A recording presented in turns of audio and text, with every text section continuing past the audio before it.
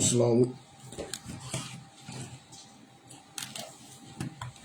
Shalom, we are TTIC, and I'm going to read the disclaimer. TTIC, also known as A Truth in Christ, is a Bible-based organization. We are not affiliated with any other Israelite group. We teach the Bible as it is written. We are not a hate group, nor do we teach violence. We do not condone any acts of hate or violence against any race, ethnicity, gender, and religious groups. We firmly believe in abiding by the laws of the city and state. If you witness any member of TTIC commit a crime, please contact us and the proper authorities. Shalom, Most High in Christ bless. Happy Sabbath to you, brothers and sisters. How y'all doing out there today on this wonderful Sabbath of God? How y'all doing, man? Everybody doing okay? All right. Today's Sabbath class is Women of Faith. Today's Sabbath class, Women of Faith. All righty, we'll turn towards the women. Let's see what we got. Also, Tabale will be my reader today. And we're going to start off with Ecclesiastes chapter 20 and verse 1.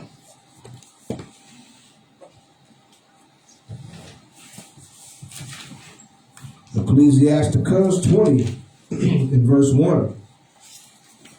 There is a reproof that is not comely. Again, some man holdeth his tongue, and he is wise. Go ahead, read. It is much better to reprove than to be angry secretly. Hold on, I'm sorry. What did I say, 20 and 1? Yeah. I'm sorry, 26 and 1. I'm sorry, wrong scripture. Ecclesiastes 26 in verse 1. There you go. Blessed is the man that have a virtuous wife. Blessed is a man that has a virtuous wife. Blessed is a man that have a virtuous wife. Watch this, read. For the number of his days shall be doubled. And so the number of his days shall be doubled. Read. A virtuous woman rejoiceth her husband. What? A virtuous woman rejoiceth her husband. A virtuous woman rejoices her husband. You see that right there? A virtuous woman rejoices her husband. Watch this. And he shall fulfill the years of his life in peace. Say his life shall go on in peace. Read. A good wife is a good portion, which shall be given in the portion of them that fear the Lord. I'll read that again. A good wife is a good portion. A good wife is a good portion, which shall be given in the portion of them that fear the Lord. See, if you fear God, if you keeping his laws, he's going to give you a good woman. Can you go out there and just make yourself have a good woman? Can you go out there and just say, you know what? I'm gonna make me a woman that fits my ways. No. Let's read it one more time. Watch this. A good wife is a good portion, which shall be given in the portion of them that fear the Lord. See, God got to give her to you. You can't go out there and find her. She got to be what? Given unto you. Watch this. Give me Proverbs chapter 12, verse 4.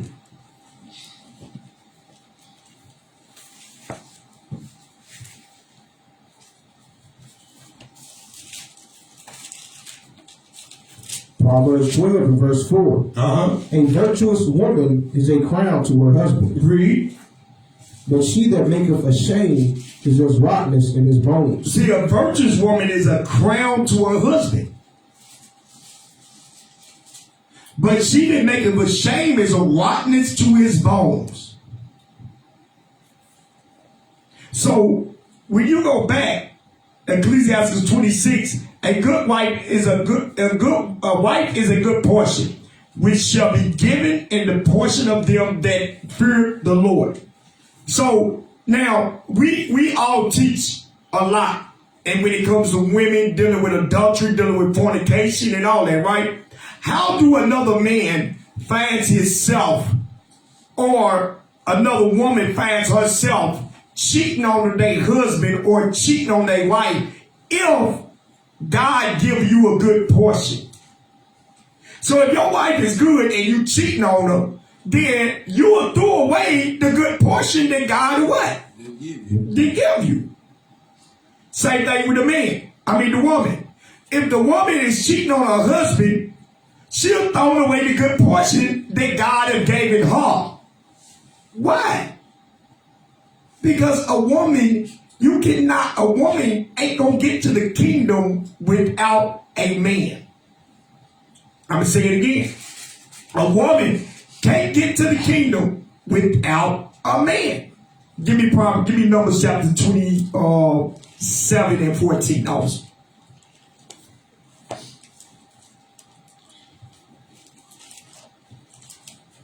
Numbers 27 and verse 14. For ye rebelled against my commandment. Hold on real quick. All right. 16. All right, Numbers 27 and verse 16. Read. Let the Lord, the God of the spirits of all flesh, set a man over the congregation. See, the man is one going to be teaching. A man is the one is going to be teaching the women. I'm going to say it again. The man is the one that's going to be teaching the women. So how can she do it on her own? She can't. Watch it. I'm going to give you an example. And we're talking about righteousness. We talk about within God's what? Commandments. Let's see what happens within God's commandments. Why are you saying that, brother?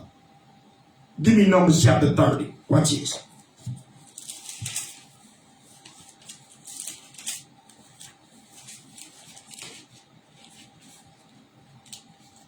Start with verse 1. All right, Numbers 30 and verse 1. Read. And Moses spake unto the heads of the tribes concerning the children of Israel, saying, This is a thing which the Lord hath commanded. This is a thing which who commanded? The Lord. Read. If a man vow a vow unto the Lord, or swear an oath to bind his soul with a bond, he shall not break his word. He shall do according to all that proceedeth out of his mouth. If a woman also vow a vow unto the Lord, and bind herself by a bond, being in her father's house in her youth, and her father hear her vow, and her bond wherewith she hath bond her soul, and her father shall hold his peace in her. So she's praying to God. Okay? Read. Watch this. Then all her vows shall stand. Then all her vows shall stand. Read. And every bond wherewith she hath bound her soul shall stand. Uh-huh. But if her father disallow her, But if her what? Father disallow her, If her father, where did she come from? Where did the young woman come from? Her father's what? Seed. So the young woman come from her father's semen. Okay? So she comes from her father. So if her father disallow her what? Her prayer. Read. But if her father disallow her the day that he heareth, not any of her vows or of her bonds wherewith she hath bound her soul shall stand. None of them shall what, officer? Shall stand. None of them shall stand. Read. And the Lord shall forgive her, because her father disallowed her. And because the father disallowed her. Everybody got that, right? So when a baby is born, you got to have a man's seed for the baby to be born. Everybody understand that? You got to have a seed for the baby to be born. Now watch this next point. Read. And if she had an awe in husband, If she had what? in husband, Read. when she vowed or uttered out of her lips, wherewith she bound her soul, and her husband heard it. And her husband what? Heard it. Read. And held his peace in her. Come on. And the day that he heard it, then her vow shall stand. And then her vows shall what? Stand. And then her vows shall stand. Read. And her bonds with which she bound her soul shall stand. Uh-huh. But if her husband disallow her, If her husband what? disallow her, Just like her what? Father. Just like her father. That's why when you get a husband, he's a what to you? He's a father. He's like a father to you. Because he's going to, just like your father provided for you and protected you, same thing your husband's going to what? Do. Read. Watch this. But if her husband disallow her on the day that he heard it, then he shall make her vow which she vowed, and that which she uttered with her lips, wherewith she bound her soul, of none effect, and the Lord shall forgive her. Stop. So with me going through that, the reason why I went through that is to show you one thing is that when a woman When a woman does what? When a woman is born into this world, she got a what over top of her? Amen. A man. Even when she leaves her parents' house and she marries, who's on top of her then? Her husband, which is a what? A man. So without a man showing you the way of the Bible, showing you the way, the things that you're supposed to be doing in the Bible, even starting with your father, going to your husband, did nothing what? Change. Did not change. Your father can take away your prayers. Your husband can too. Is that law still in effect? Yeah. Yes, that law is still in effect right now today. So watch this real quick. All right, let's go back. Ecclesiastes 26 and verse 2 again. Ecclesiasticus 26 and verse 2. A virtuous woman rejoiceth her husband, and he shall fulfill the years of his life in peace. Read. A good wife is a good portion, which shall be given in the portion of them that fear the Lord. So, virtuous, right? Virtuous woman. Oh, man. I ain't woke up yet. Virtuous, right?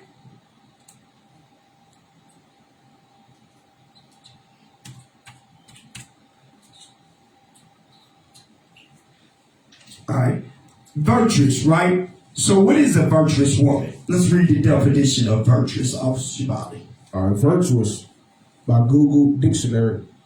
It says having or showing high moral standards. Having or showing high moral standards.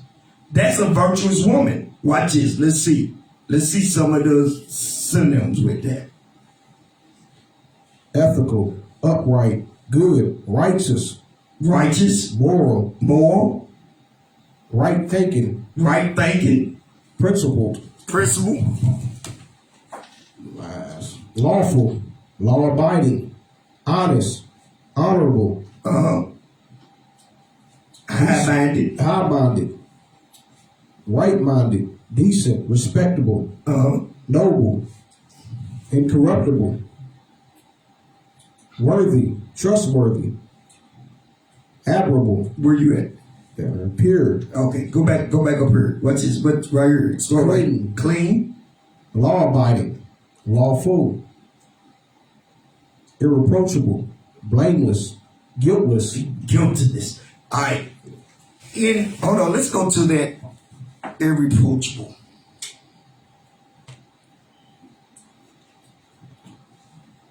What does that mean? Irreproachable, beyond criticism, faultless. Meaning that woman is going to be you're not gonna approach her with no what? Foolishness. Talking about what's up, baby? I'm married. It's not gonna be no entertainment of anything with that woman. She's not gonna entertain the fact of another what? Man. Because she's supposed to be blameless. She's supposed to be upright, upstanding, good, righteous, moral. We know what righteous means. Righteous is the keeping of the what? The law. We gonna be going through it. And so when that woman is that type of woman, then she's a virtuous what? Well, she's a virtuous woman. Yeah. Let's go to the definition. Can you give me the definition of moral?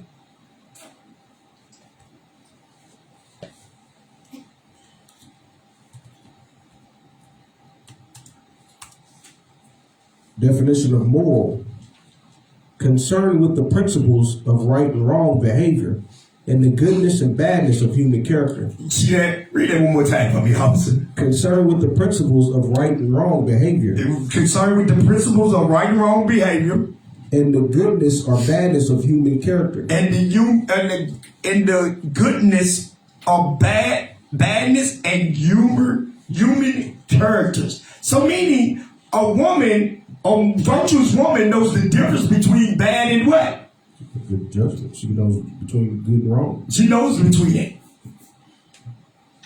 What if you get that woman every time you tell her something, she did something wrong and she start popping off? What that mean? She's not virtuous. She's not virtuous.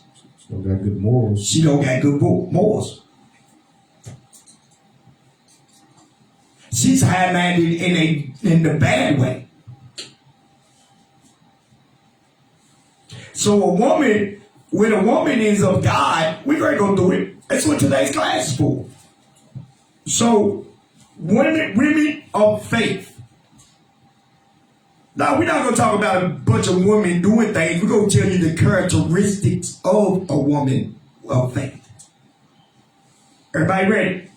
All right, from there, Officer Shabali, give me Luke chapter 1, verse 6. Let's see what righteous is. Luke 1 in verse 6. And they were both righteous before God. And they was both righteous before God. Walking in all the commandments and ordinances of the Lord blameless. So when you're righteous, you gonna walk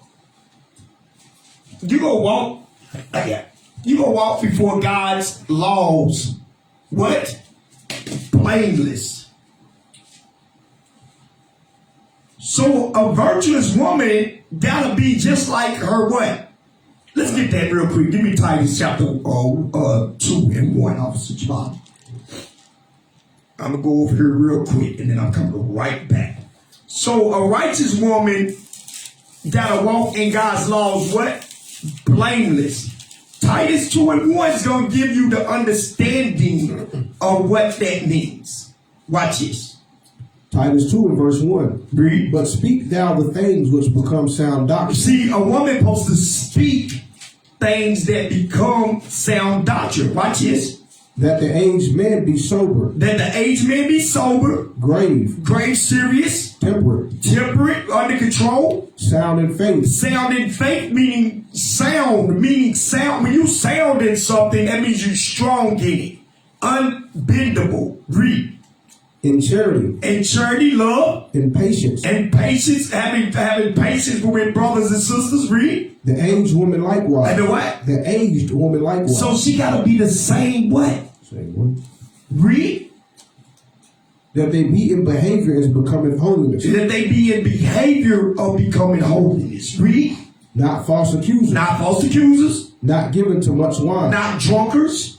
Teachers of good things. The teachers of the laws. You shouldn't be out here teaching nobody how to cuss. You shouldn't be out here teaching nobody how to do bad things. You should be teaching how to keep God's laws. Read. That they may teach the young women to be sober. Read. To love their husbands. Read. To love their children. Read. To be discreet. Chaste. Keepers at home. Read. Good. Obedient to their own husbands. Read. That the word of God be not blasphemed. See, first you got to learn those things before you can call yourself a virtual what? Wife or a virtual woman. You got to learn those things. Let's go back to where we was. Officer. Ecclesiasticus on back at Numbers. Yeah, Ecclesiasticus. Where we was at, Luke. Where we just left. Is that where we left? Luke 1 and 6. Okay, from there, let's jump. 1 Corinthians 10 and 10. 1 Corinthians 10 and verse 10. Neither murmur ye, as some of them also murmured, and were destroyed of the destroyers. See, that's another thing with women and men. But right today, we on the women. Don't murmur. Man, I don't like that. I don't like this. I don't like that. When you're murmuring, you are causing yourself to be destroyed of Christ. You are causing yourself to be put out of the body.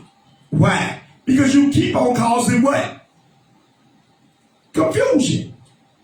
You lose a husband if you continue to what? Murmur. Where's that at? Give me that Ecclesiasticus real quick. Officer Jabali, Ecclesiasticus.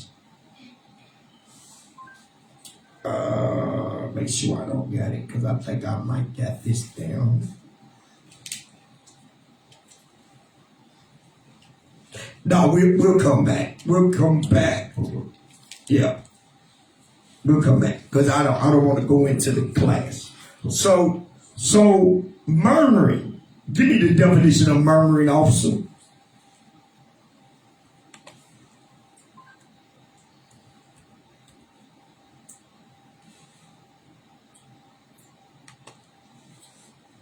The definition of murmur: a soft, indistinct sound made by a person or group of people speaking quietly or at a distance. No, hold on real quick.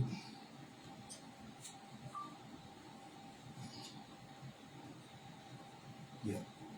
Hold on real quick.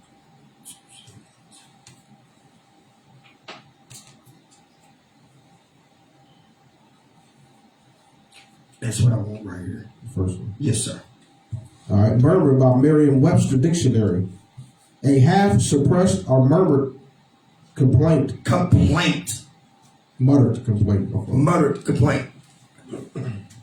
Complaint. People are complaining. That's what murmuring is. Man, I don't like that. I hate when we do that. You're not woken up to do the things that you like. You're not woken because the things that you like is the things that you're coming out from. You're supposed to be repenting of those things. Look, our people are weird. Our people love eating pork chops. That's a sin against God. Our people also love to go to the club, shake their booty. That also is a sin against God. Men and women love to go to the club, pick up somebody, go home, sleep with them, go by their way the next day. That is things that you love. That's worldly things. You come in the truth, now you complaining. Well, y'all don't do this, or you say this, or you don't do that, or you say, like we had people over saying, you say nigger too much. What the? Nigger is in the Bible. The word is in the Bible. What is wrong? It's how you say it. It's right. It's how you right. Say it again. Say it louder. It's how you say it. It's how you say it, brother. It's not that you said it. It's how you say it. Go ahead, officer. Go ahead, officer George. Now you just made me think. And when we read, if people read thoroughly and pay attention to what they read in the Bible, that's an attribute of the Israelite.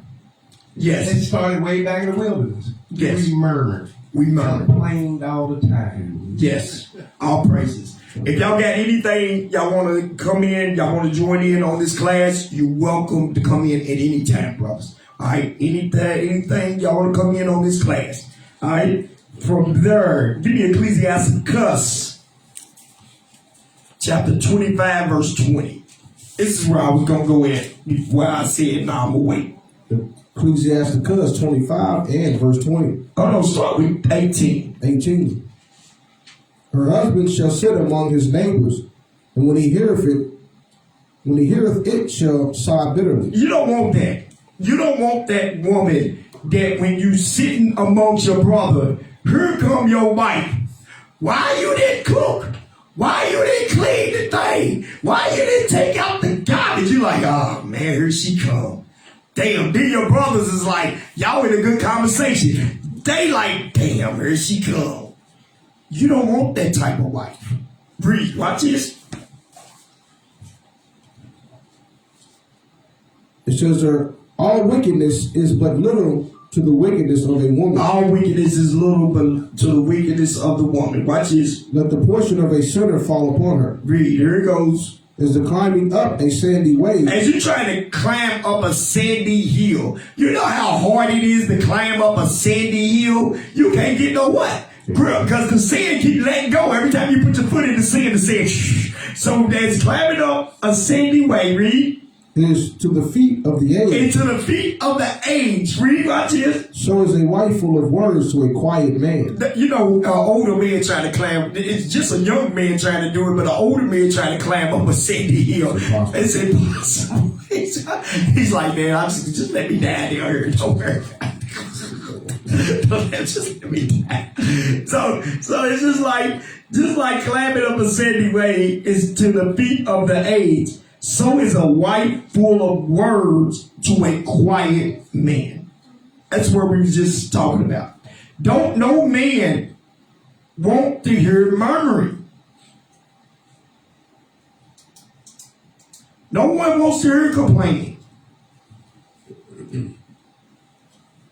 Sometimes women got to understand, women of faith is sometimes things are said and you just got to be quiet.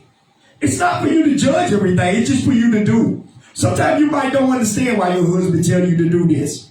But then if you open your mind, have my husband ever told me something bad? No. But why am I thinking? That's the devil. That's the devil in your head. He's trying to make you think that your husband gonna tell you, steer you the wrong way. Wrong way.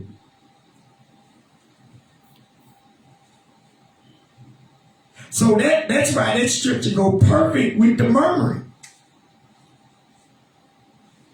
A woman is full of words. Nobody wants that. That is also a turn off for a man. First he had my man on. Turn off the lights and light a candle. And then you start murmuring. Then he turned off the lights for real and went to sleep. You don't want to hear that. I had a couple squirts down loose. That's right. You don't want to hear that, man. You don't want to hear that. Watch this. Where we at? Verse 21. Proverbs 7 and 10.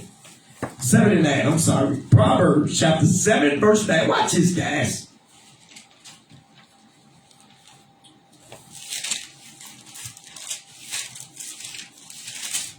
Proverbs 7 and verse 9. Read. In the twilight, in the evening, in the black and dark night. Read. And behold, there met him a woman with the attire of an harlot. So he met a woman with a attire of a harlot. Read. And subtle of heart. She's crafty in her speech. You gotta watch that. She's crafty in her speech. You know how they say men can talk a woman out of her drawers? Well, a woman can talk a man right out of his whole bank account. Yeah. You can talk her out of her drawers, but she can talk you out of every penny you got in your pocket. You running around broke. She'll talk you out of your money. And you trying to get more money to take care of her. Read. She is loud and stubborn. She's what? Loud and stubborn. Read. Her feet abide not in her house. So this woman is loud and stubborn. She's loud and stubborn. And her feet abide not in her house. That's not a virtuous woman. That's not a virtuous woman right there. Watch this. From there, Officer Jamali, give me Ecclesiastes chapter 36, verse 22.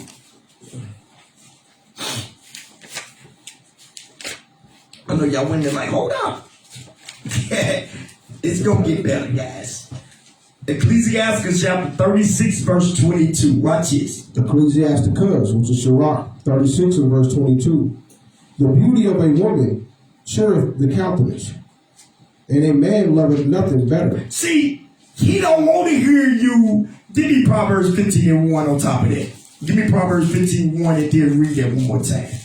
Proverbs 15 and verse 1. Watch this. Proverbs 15 and 1. Watch this. A soft answer turneth away wrath. A soft answer turneth away wrath. Let me tell you women something.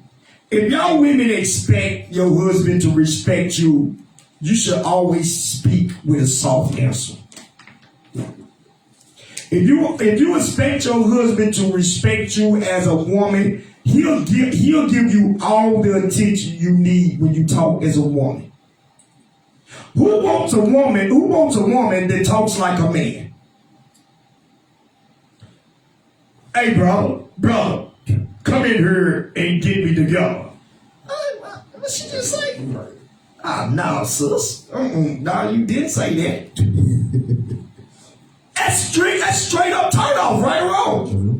So read it again. A soft what? Read it again. A soft answer turneth away wrath. Hey, baby. Hey, got something in the bedroom waiting for you. Ding! That hit the light bulb up here. Down the light. Oh, okay. You might be like me. You might be slow for me, but you'll catch on. Oh, I got it. So a soft answer turn away wrath. Read. But grievous words stir up anger. And so if you say something that's off the wall, women, you're going to stir up anger in a man. Now let's go back and read that, what we said. 26, 22. Ecclesiasticus 26, 22. Yeah. 26. I mean 36. 36, you're right. 36, 22. I got you confused. Ecclesiasticus 36 and verse 22. The beauty of a woman cheereth the countenance. The beauty of a woman cheereth the countenance. And a man loveth nothing better. So when you see your wife and she gives you that soft answer,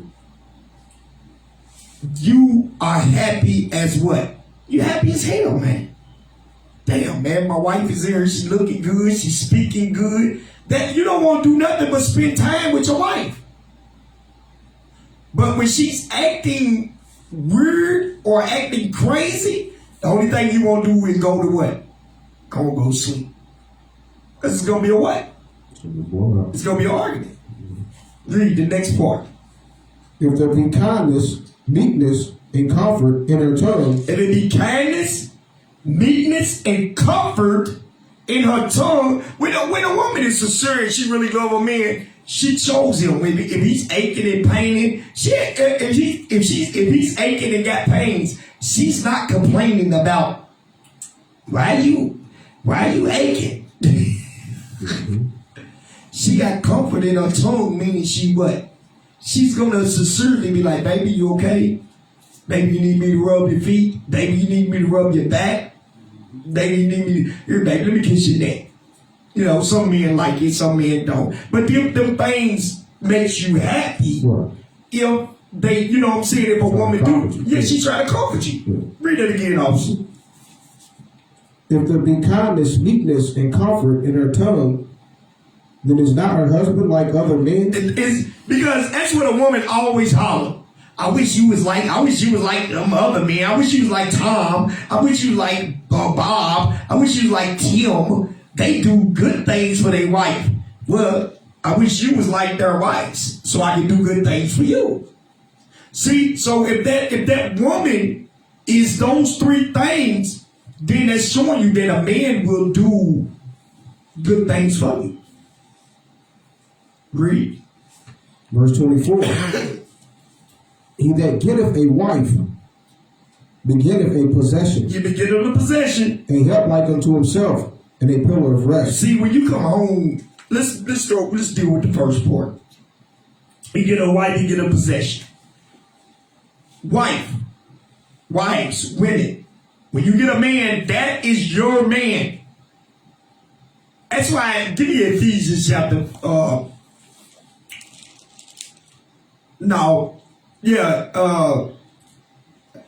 give me Colossians chapter 3, verse 18. Colossians 3 and 18. Watch this.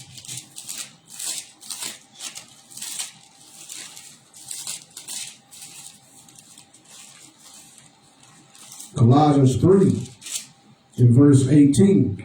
Wives, submit yourselves unto your own husbands. See, wives, submit yourselves unto your own husband. Not to every man other than your husband, to your own husband. That's who you should be submitted to. You shouldn't be submitted to everybody else. You should be submitted to your husband. Let's go back. Ecclesiasticus 36, 24, in verse 24. He that getteth a wife beginneth a possession. Because that wife is yours, not everybody else's. And she got to look at you. She belongs to you, not everybody else. All that is, and also that goes in possession is, when you with men, you see men in the world, they trying to change women from the way they dress now. They starting to know real talk. Men have hold out enough where they know that damn, if my girl's wearing that, another dude gonna catch her, she's gonna catch an eye of another guy. If my woman's wearing that, right? So dudes even in the world now knows that, you know what, hey, you need to change clothes. Hey, you ain't going out of the house with that on. But see, what happens is that's going to end up being a fight. Why? Because there's no scriptures behind it.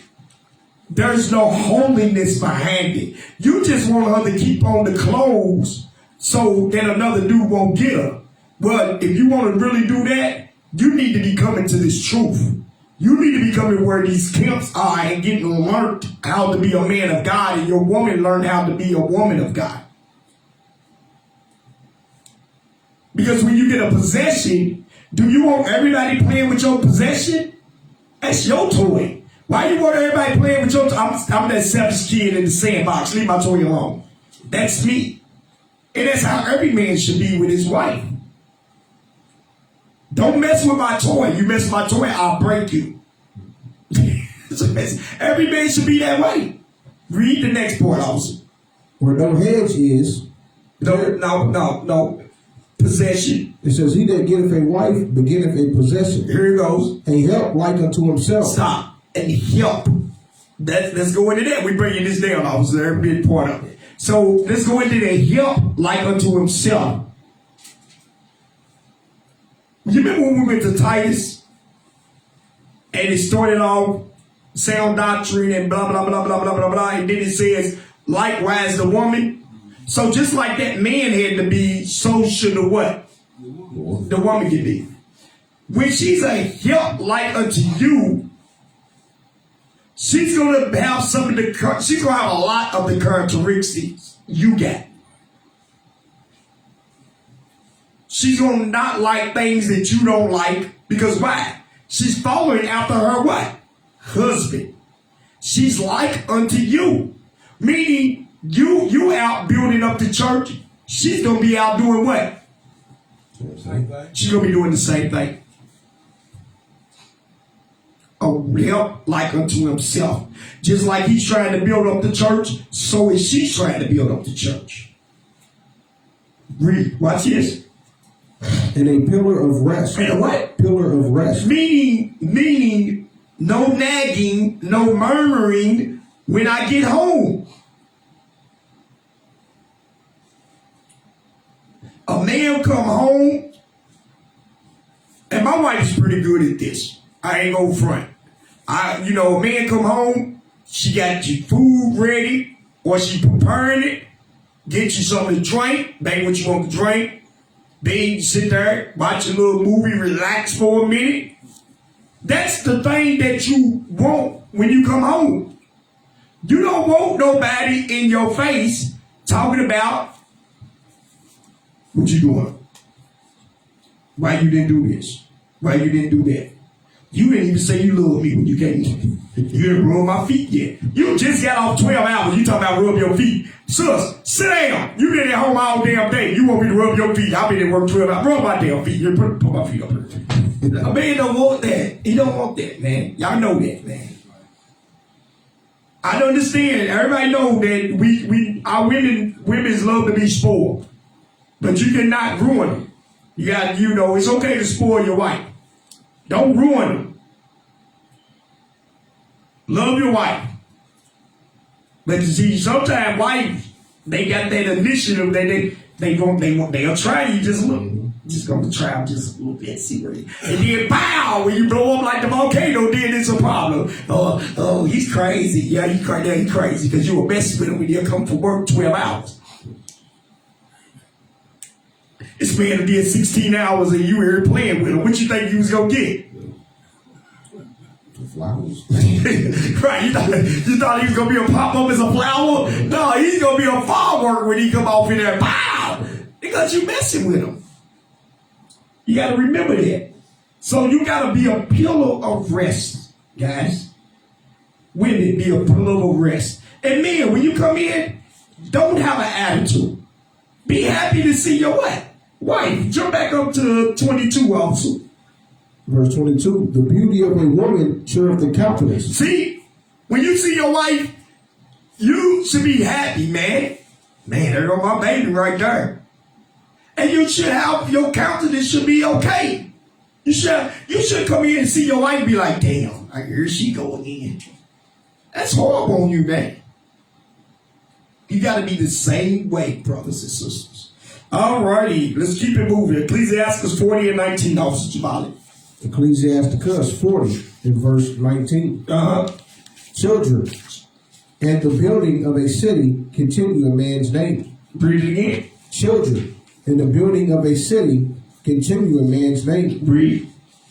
But a blameless wife, blameless wife Read. is counted above them both. You see that? A blameless wife. Man, your wife ain't out here sleeping around. She ain't got wanted eyes looking at everybody. She ain't out here trying to steal, rob, kill.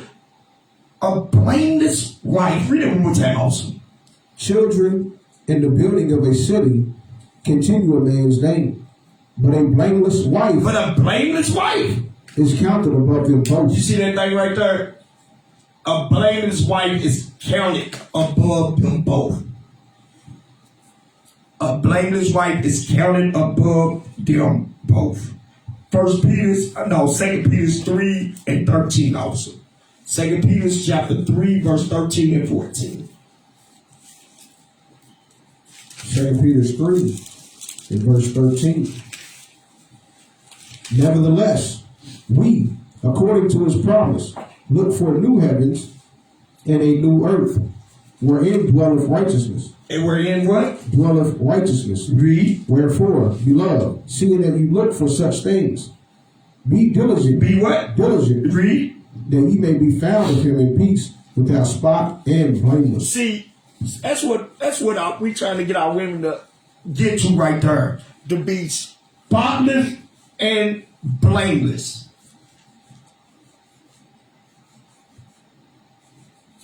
See that right there? That's heavy, man. Read that one more time, officer. Verse 14. Verse 14. Wherefore, beloved, seeing that ye look for such things, be diligent, that ye may be found of him in peace, without spot and blameless. See, that's what our women got to be.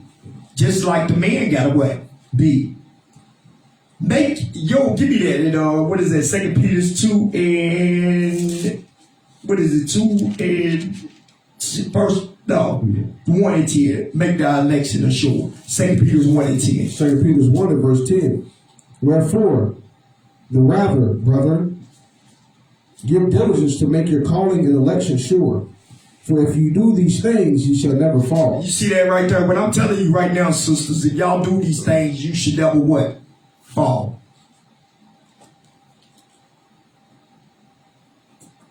Y'all gotta do just like we do. That's why the Bible said, that's why Paul said, be ye followers of me as I am what? Of Christ. Because you got to do the same thing that we doing to make it to the what? The kingdom. All right, 1 Timothy chapter 3, verse 1 also. 1 Timothy 3 in verse 1. This is a true saying. If a man desire the office of a bishop, he desireth a good work. So if a man desire the office of a bishop, he desire a good work. You got to put in work to desire the office of a bishop. Watch this, read. A bishop then must be blameless. He must be what? Blameless. Blameless. The husband of one wife. Read. Vigilant. Oh no, I'm sorry. Didn't mean greed. Blameless. A husband of one wife. So that one wife, if he's blameless, she got to be what? Blameless. She got to be blameless. Read. Vigilant. Vigilant. She got to be vigilant. She got to be temperate. Come on.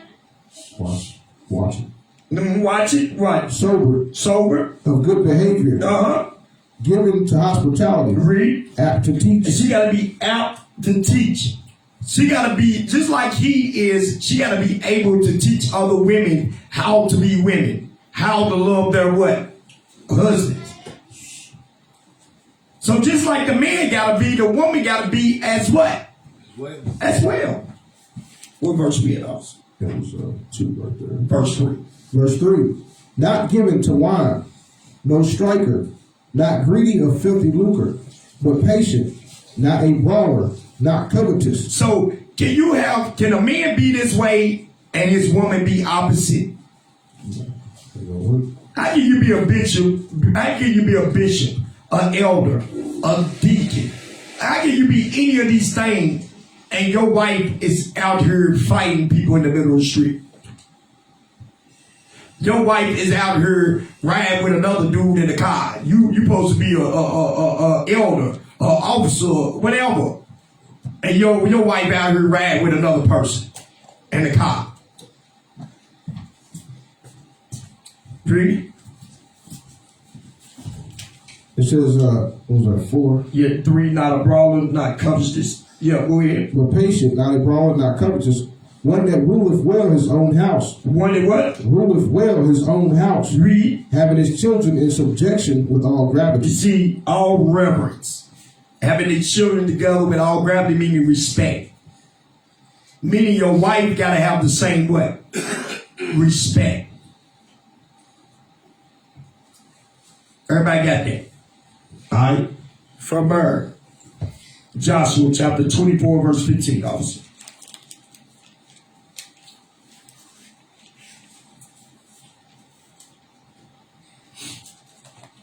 Joshua 24 in verse 15. Uh-huh. And if it seem evil unto you to serve the Lord, Read. choose you this day whom you will serve. Read. Whether the gods which your fathers served that were on the other side of the flood, or the gods of the Amorites, Read. in whose land ye dwell. But as for me and my house, we will serve the Lord. See, this is the thing about what we got to understand, guys, is our job is only to serve God. That's why he said, me and my house. She ain't got no what? She ain't got no choice. The children ain't got no what? They ain't got no choice either. You're going to either do what we say do, or you're not going to do what we say do. Either one, you're going to either live, or you're going to get out of here. Which one you going to do?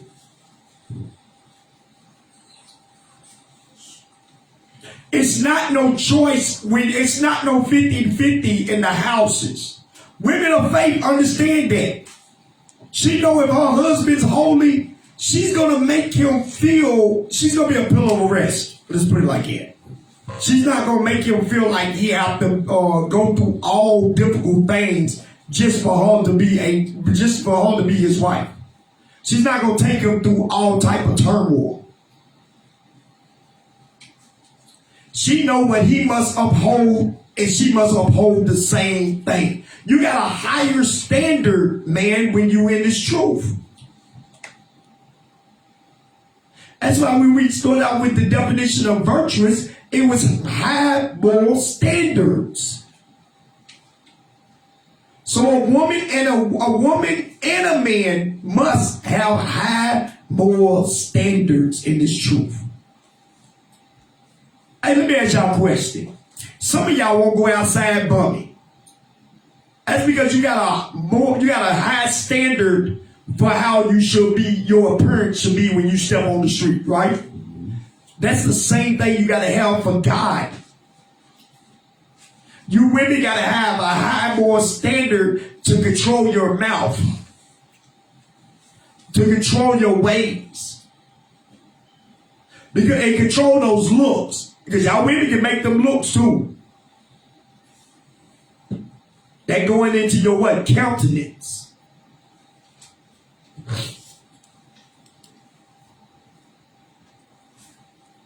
From our officer Jamal, give me 1 Corinthians 7:1.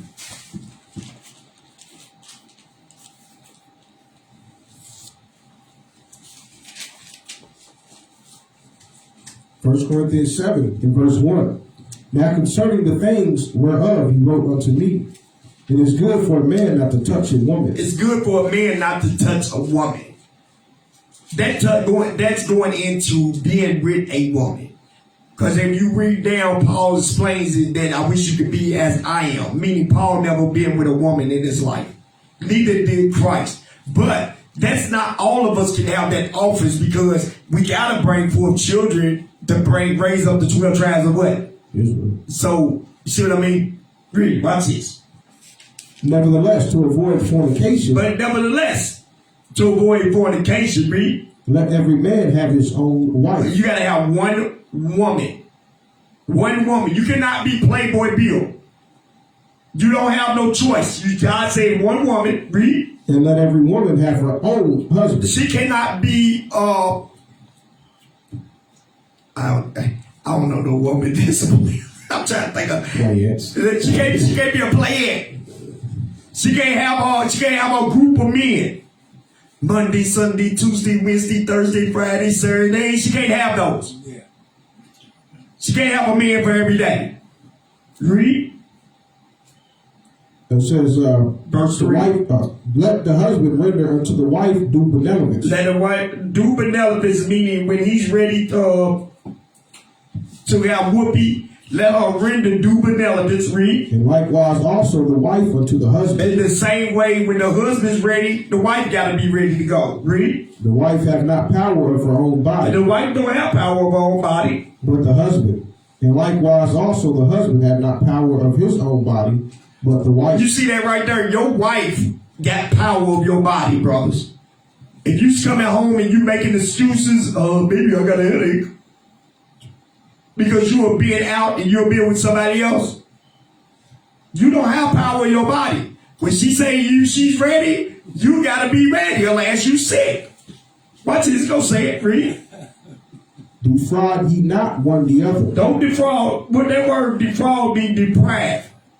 Do not deprive one another. Except it be with consent for a time, Read. that ye may give yourselves to fasting and prayer. See that right there?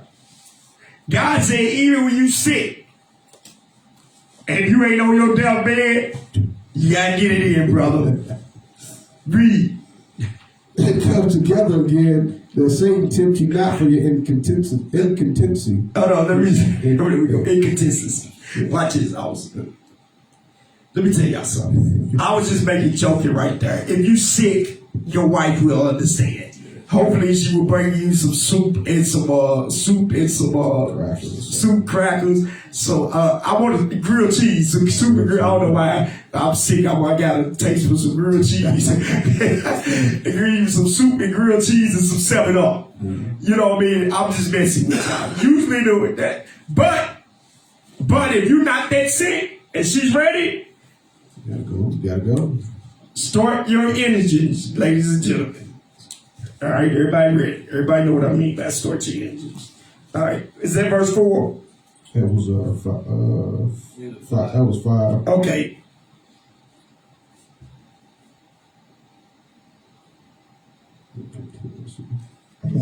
Inconsistency. Keep it up. Inconsistency. She's going to understand because she's tough. All right. So, verse 5, it says, she's going to understand these things because she's been studying. If a woman been studying, she's going to understand what's right and what's wrong. If your woman don't understand, it's because she ain't been what?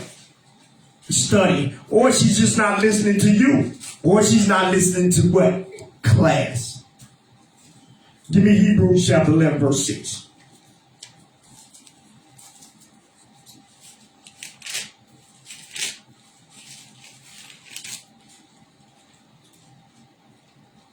Hebrews 11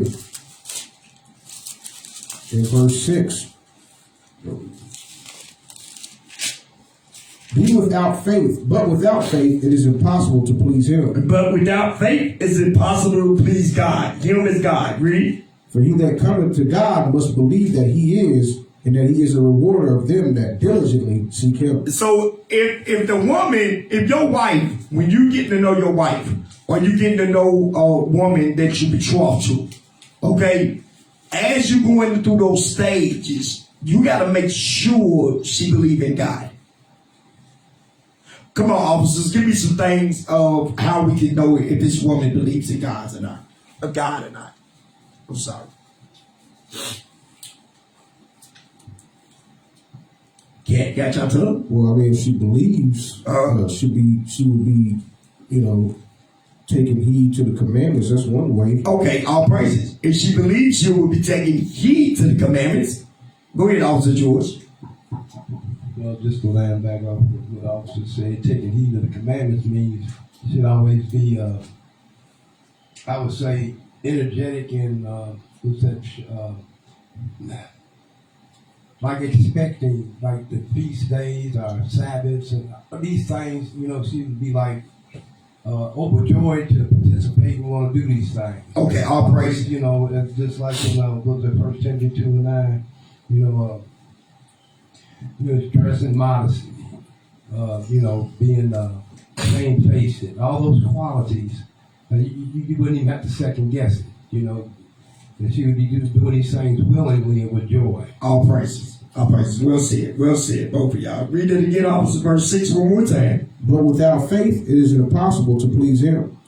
For he that cometh to God must believe that he is, and that he is a rewarder of them that diligently seek him. So y'all women, if y'all got faith, right, and you got faith, you're going to believe in what you read.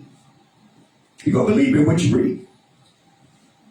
So when the Bible says a man, give me that also, 1 Corinthians 11.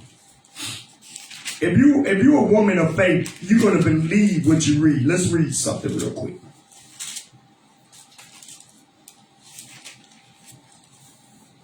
For 1 Corinthians 11 and verse 3. But I would have you know that the head of every man is Christ. That the head of every man is Christ. And the head of the woman is the man. And the head of the woman is the man. And the head of Christ is God. You see that? If brothers and sisters, if you believe in God, if you believe in God, cut that off, Officer George. Yeah, he got it. Yeah. If you believe in God, you're going to believe that order right there. You're going to believe that order. If you don't believe in God, you ain't going to believe in what? You ain't going to believe in order.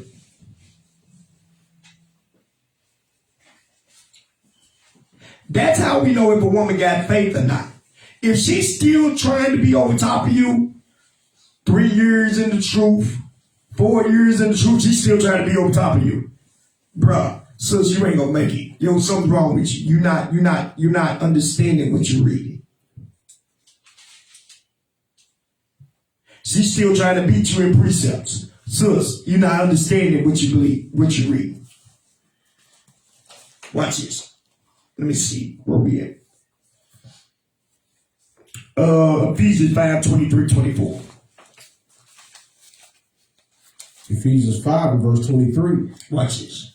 For the husband is the head of the wife, even as Christ is the head of the church, and he is the Savior of the body. Watch this. Therefore, as the church is subject unto Christ, as the church is subject unto Christ, so let the wives be to their own husbands in everything. In everything.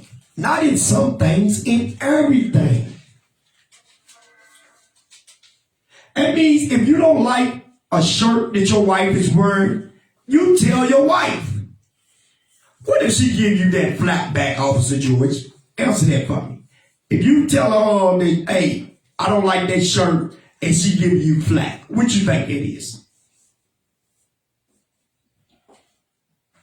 What do I think that is? Yes. Number one is being disrespectful. It's being disrespectful? Because she being subjected to her husband, that's the first thing she ought to do is respect his wishes anyway. Okay. If I don't like that shirt, showing too much cleavage, well, she need to change that thing. She need to change. With no ifs, ands, or buts. Okay. So, Officer Jamali, what if I tell my wife that you can't have orange in her and she have flat back? What you think? What's right there? Well, sister needs to, she should humble herself down. She's she's a little bit too high-minded. Because she may feel like, well, this is me. You can't tell me what to do with myself. You know what I'm saying? But she should humble down to her husband. You know what I'm saying? And just to do as the scripture would say. She got to humble herself down. So that goes into what I was talking about, the faith part. That's what I mean. A woman that have faith, she gonna listen to what God. Watch as we go. Watch what the Bible says. Watch as we go. So where was we at, Officer Jamali? It was at 25. Okay. Now start with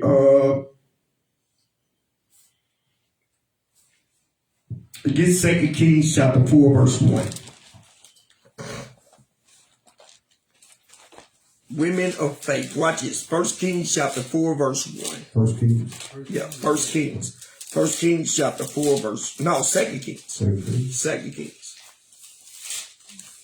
I'm sorry. I did say 2 Kings at first, didn't I? I traded it up. My fault. 2 Kings 4. Watch this.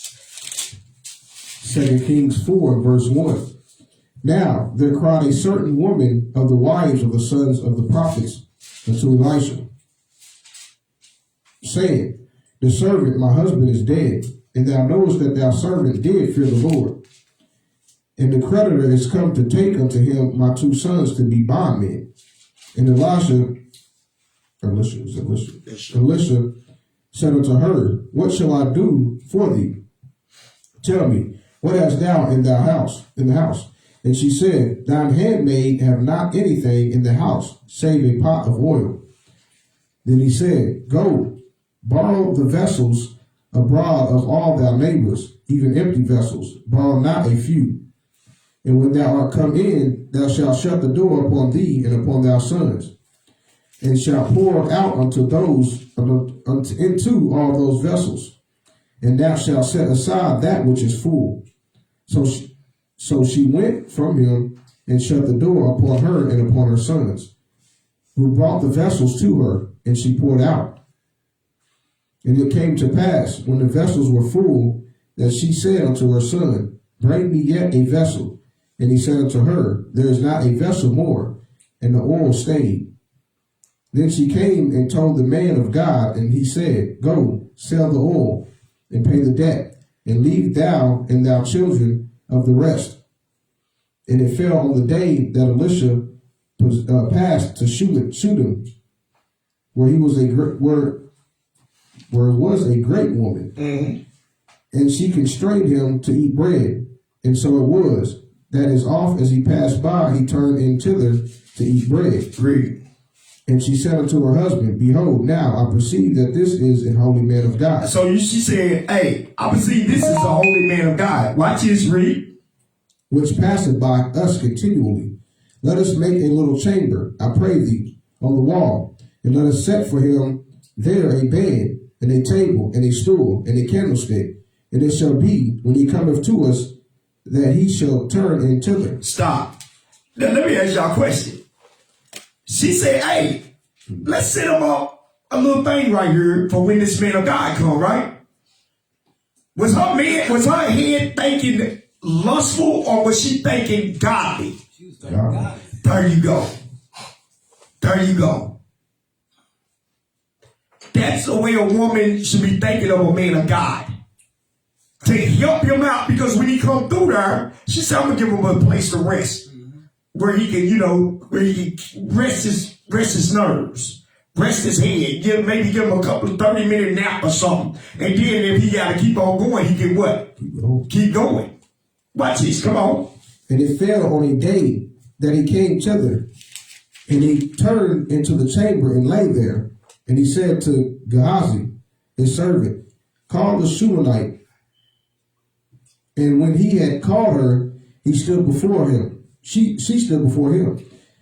And he said unto him, say now unto her, behold, thou hast been careful for us with all this care. What is to be done for thee?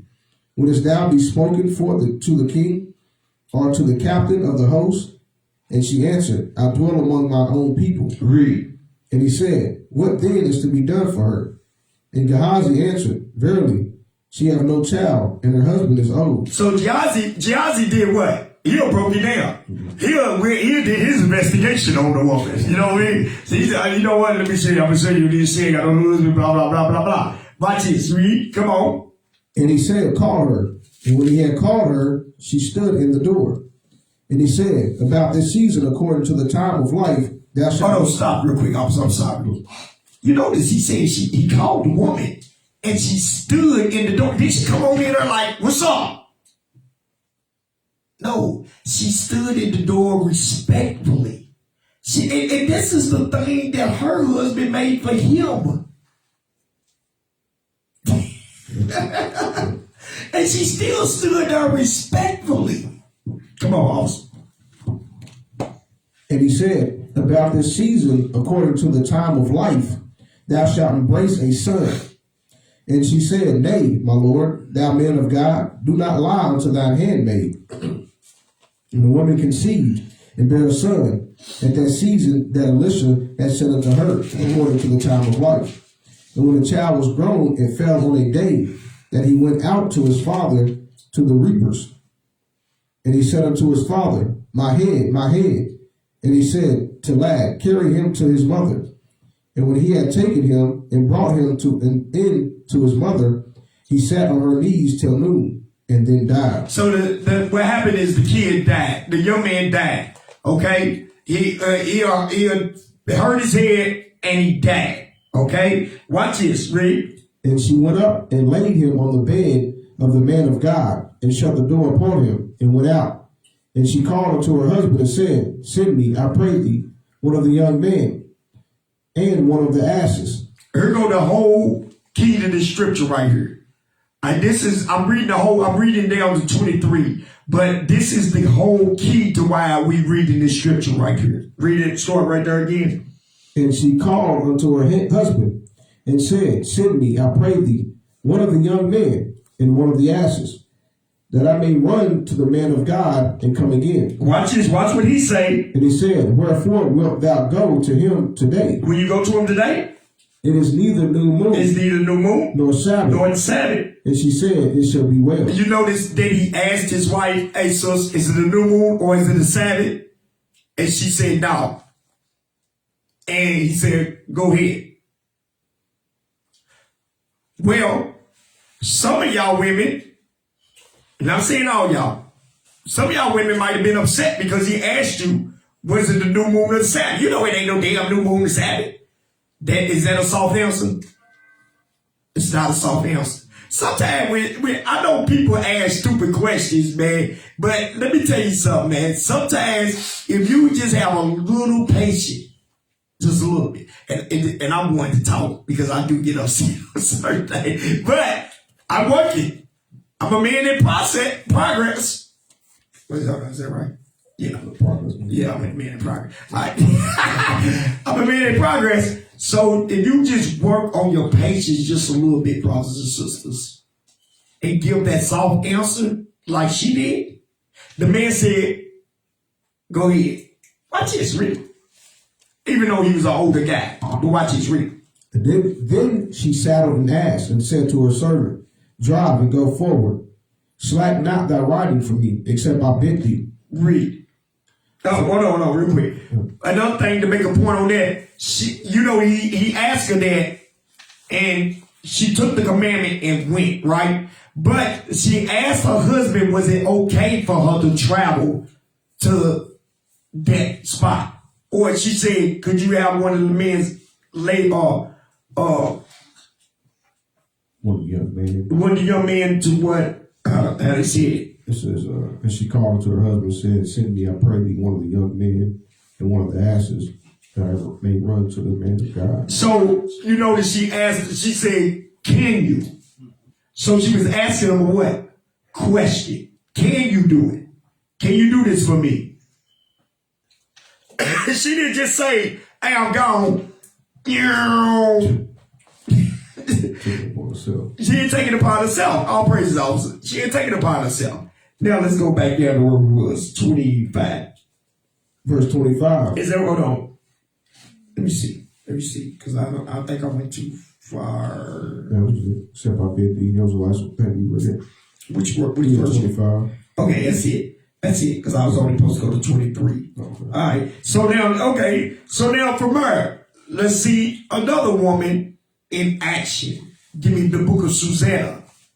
Give me a book of Susanna. So the young woman asked, hey,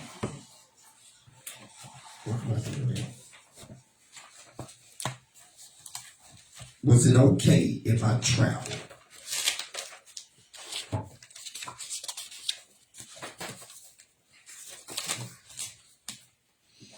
The book of Susanna, we're going to read all of it, Officer Jamali.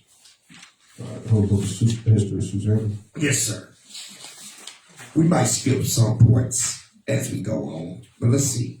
Because it's very, and now, because that's why I said I wasn't going to skip, because it's very interesting. So go ahead, as you read it, just read. Right? I'm not going to go in too many times. Just read now. Come on. History of Susanna, verse 1. There dwelt a man in Babylon called Joachim, and he took a wife whose name was Susanna, the daughter of Chelcias, a very fair woman, and one that feared the Lord. Her parents also were righteous, and taught her daughter according to the law of Moses.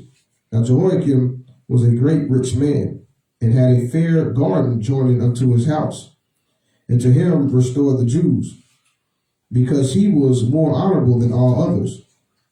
The same year were appointed two of the ancients of the people to be judges, such as the Lord spake of, that wickedness came from Babylon from ancient judges, who seemed to govern the people. These kept much at Joachim's house, and all that had any suits in law came unto them.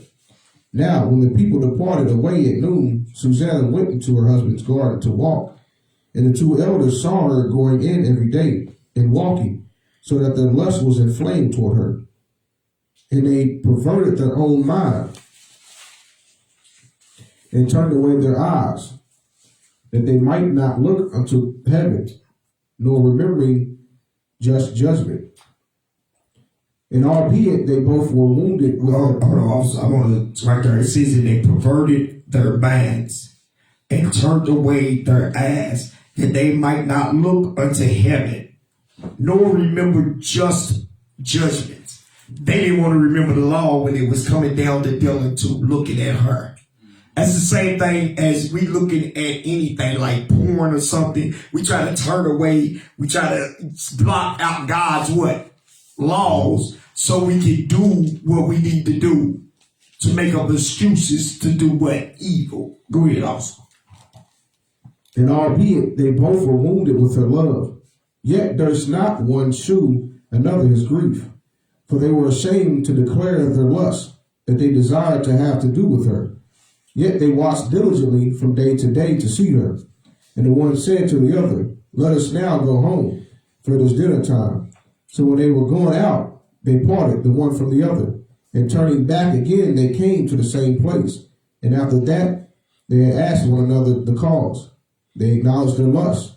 Then appointed they a time both together, when they might find her alone.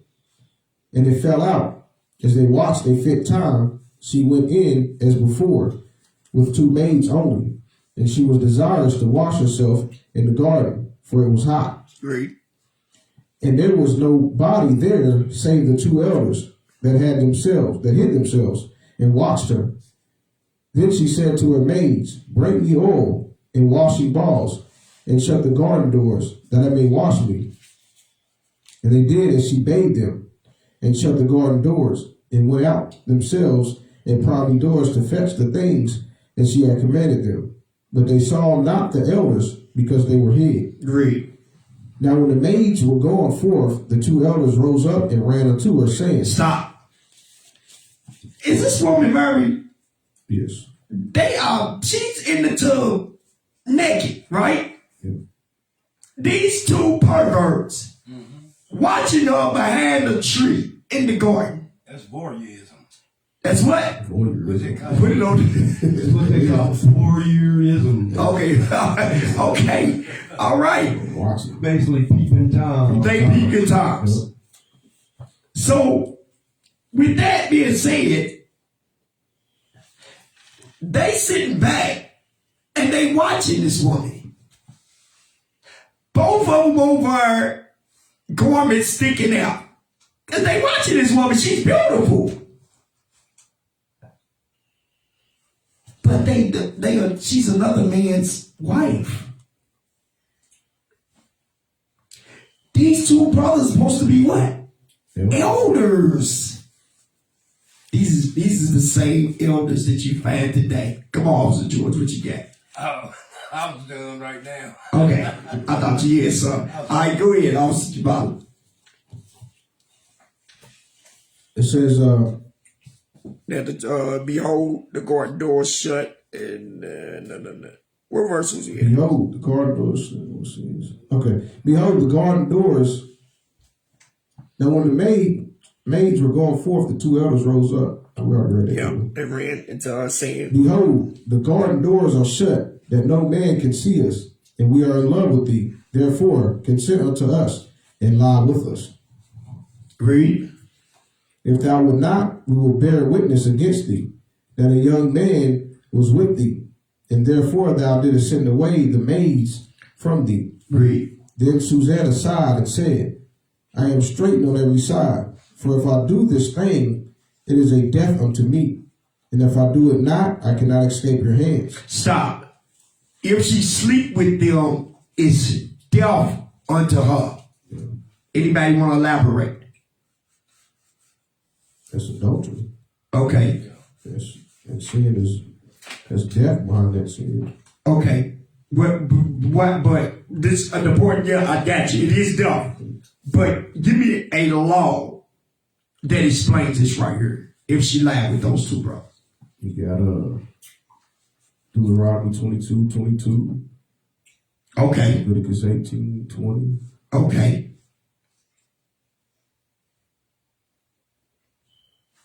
Let's go to Leviticus 18:20.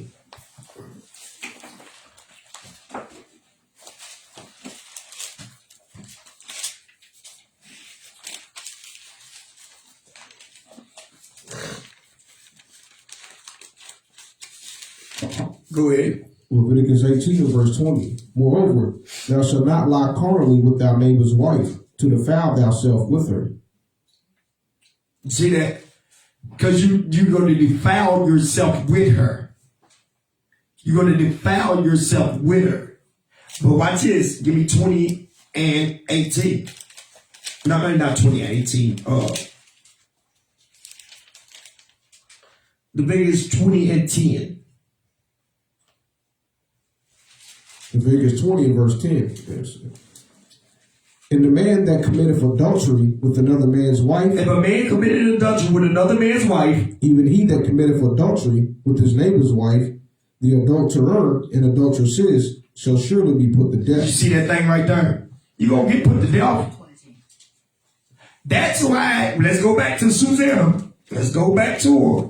That's why she said in verse 22 again, officer. Then Susanna sighed and said, I am straitened on every side, for if I do this thing, it is death unto me. So that's why she said, if I sleep with y'all, it's death unto me. Read. And if I do it not, I cannot escape your hands. Read. It is better for me to fall into your hands and not do it than to sin in the sight of the Lord. Give me Matthews. Give me Matthews. Let's see what she's talking about. Give me Matthew chapter 10. Give me Matthew chapter 10 and 20.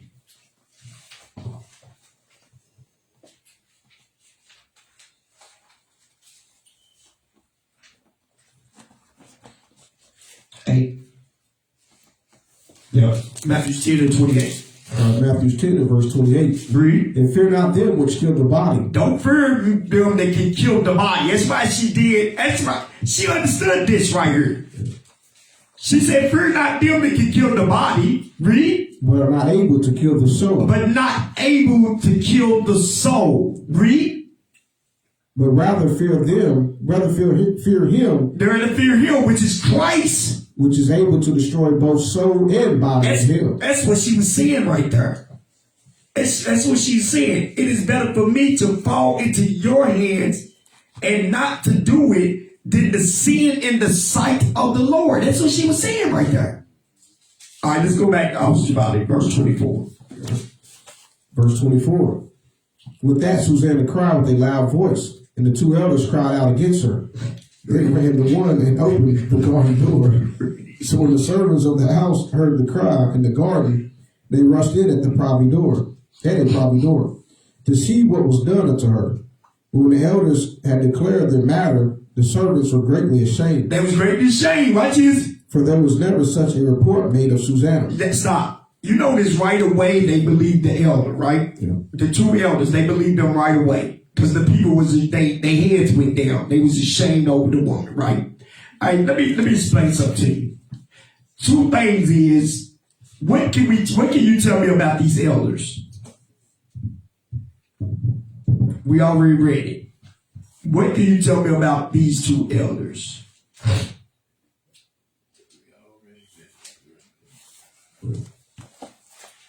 They were false teachers. They was wicked. They was what? They was wicked. Where did they show it at?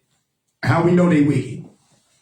Because they didn't adhere to the laws of God. The laws was that you're not supposed to be with another man's wife. Okay, let's go back over, brothers. Let's go back over. I'm going to help you out. Let's go back over to verse 5.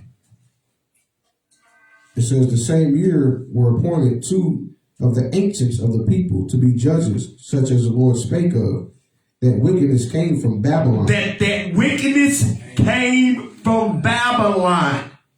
That's the same thing God told us in Leviticus 18. Come out from among those things that you was doing in those what? Other nations. Not only the Egyptians, but any nations that we've been in. So that thing followed them as they came what? As they came out of the Babylon captivity. Now let's go back over also to Jamali, verse 26. 27. In verse 27. Then Daniel took pitch and fat. No, 27. It was 27. Yeah, 26. 25. 27 said, but when the elders have declared their matter. My page was flipped over. Okay. 25. 27. But when the elders had declared their matter, the servants were greatly ashamed. For there was never such a report made of Susanna. Read. And it came to pass the next day, when the people were assembled to her husband Jehoiakim, the two elders came also full of mischievous imagination. Read. Against Susanna to put her to death. Read. So you see that they came with the same thing they did with who? Christ. They came with what?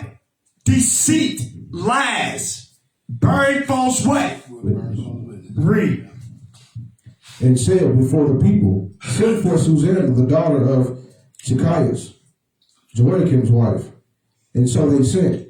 So she came with her father and mother and her children and all her kindred. Now Susanna was a very delicate woman and beauteous to behold. So she was a what?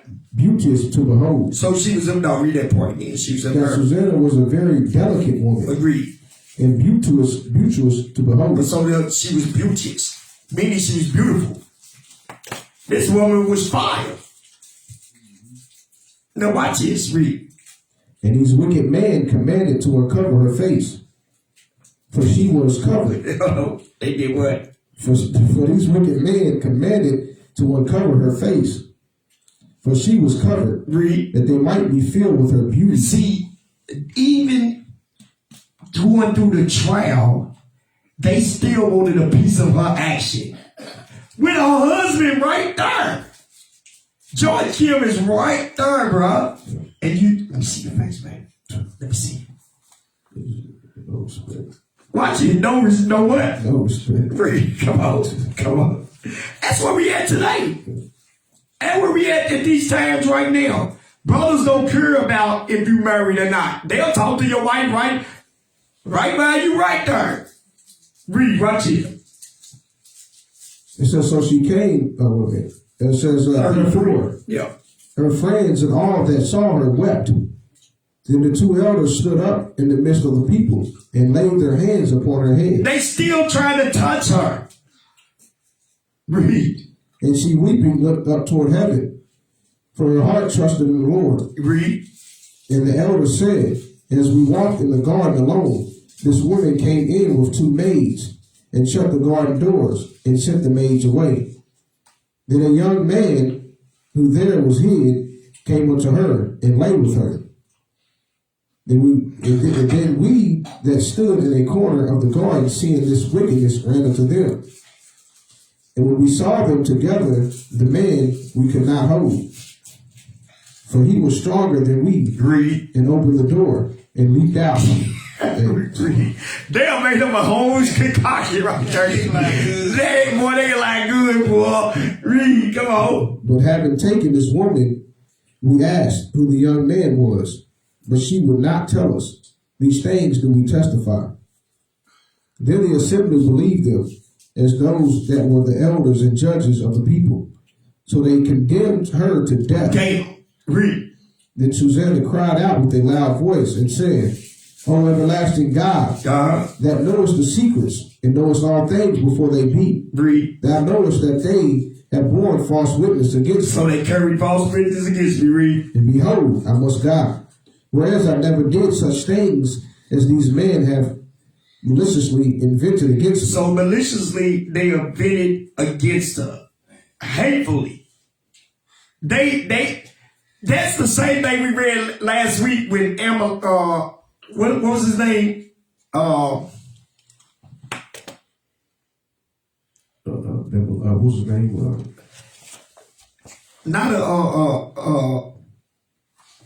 Absalom, but the brother name. Was it Ammon? Ammon. Where Ammon, when he slept with Tamar, the sister, when he slept with her, and he did, after he slept with her, he did what? He didn't want her. He hated her. Same thing these brothers, they didn't even sleep with her. Yeah. But they hated her because she wouldn't sleep with them. Yeah. Read, go ahead. And that you know is, if she would have slept with him, they would have told somebody eventually anyway. They would have told. You think they gonna hold their tongue? If they gonna lie to put her to death? Read. And the Lord heard her voice. Therefore, when she was led to be put to death, the Lord raised up the Holy Spirit of a young youth, whose name was Daniel. Daniel, the same book, the man in the book of Daniel, this is him. Read. Who cried with a loud voice, I am clear from the blood of this woman. Then all the people turned them toward him and said, What mean these words that thou hast spoken? Read. So he, standing in the midst of them, said, Are ye such fools, ye sons of Israel, that without examination or knowledge of the truth, ye have condemned a daughter of Israel? Read. Return again to the place of judgment, for they have borne false witness against her. Read. Wherefore all the people turned again in haste, and the elders said unto him, Come, sit down among us, and show it us, seeing God hath given thee the honor of an elder. Read. Then said Daniel unto them, Put these two aside, one from another, and I will examine them. So when they were put asunder, one from another, he called one of them and said unto him, O thou that art waxen old in wickedness. He called him the same thing Christ said, "Oh ye old generation of vipers." Same thing that King John the Baptist said. Read. O thou that art waxen old in wickedness, now thy sins which thou hast committed aforetime are come to light. For thou hast pronounced false judgment, and hast condemned the innocent, and hast let the guilty go free. Read. Albeit the Lord saith, The innocent and the righteous shalt thou not slay. Read. Now then, if thou hast seen her, tell me, under what tree sawest thou them companying together? Hold up real quick, officer, right there. Hold up real quick.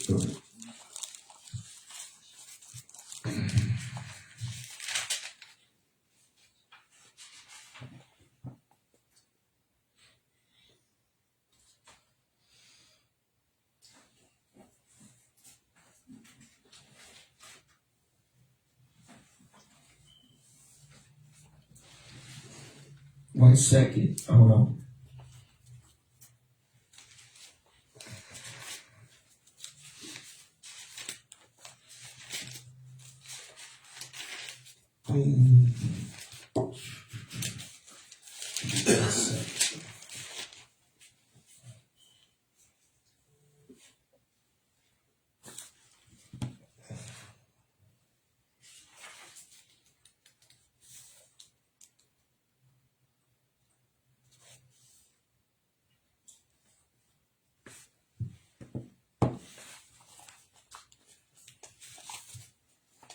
Okay, keep on going, officer. I can't find it. Go ahead. Go ahead.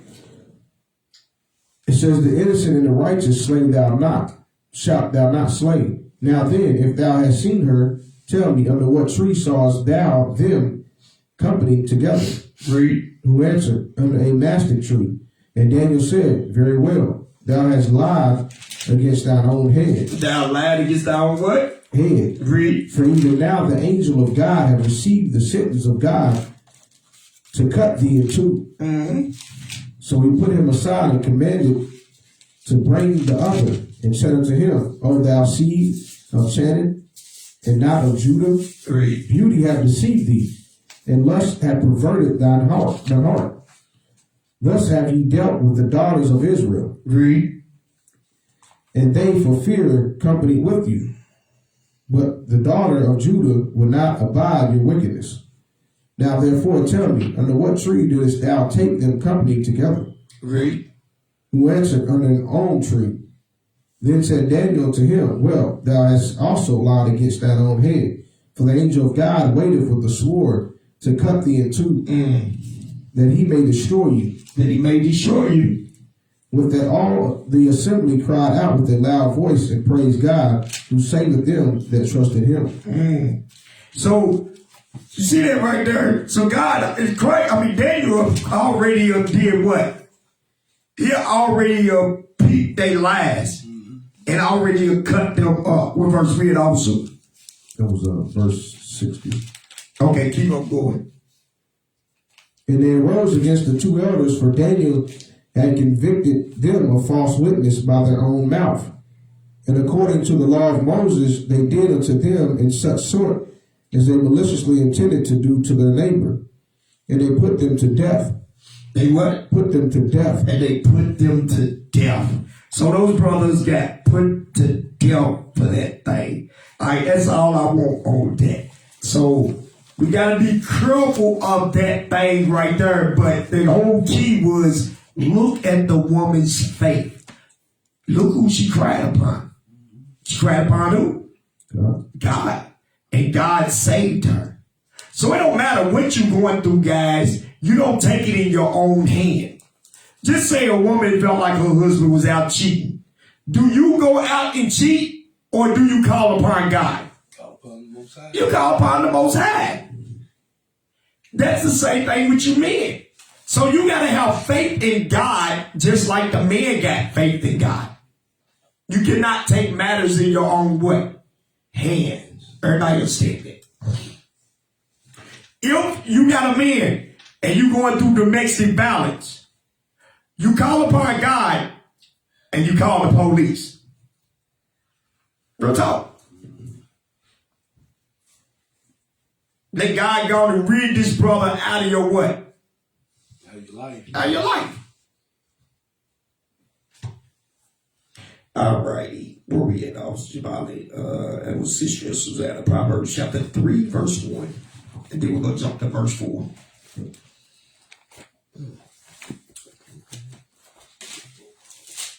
Proverbs 3 and verse 1. My son, forget not my law, but let that heart keep my commandments. You see that? So if you're a woman of faith, this is speaking to you just like it's speaking to the man. It says, my son, same thing as my daughter, forget not my law, but let thy heart keep my commandments. Jump to verse 4. Verse 4. So shalt thou find favor and good understanding in the sight of God and man. And so you should find good understanding in the favor of God and man. Read. Trust in the Lord with all thine heart, and lean not unto thine own understanding. Read. In all thy ways acknowledge him, and he shall direct thy You path. see that? That's why we should always have faith in God. And it said, in all thy ways acknowledge him, and he shall direct thy path. That's why Susanna was a great example of that. She depended on God, and God directed her path by bringing who? Daniel. When she thought it wasn't going to be nobody, it was somebody. Well, I can't say her. Everybody else was ready to put her to what? Yeah. But she still had faith and confidence in who? God. In God. A lot of y'all will give up at that moment where it says death in your head to go down.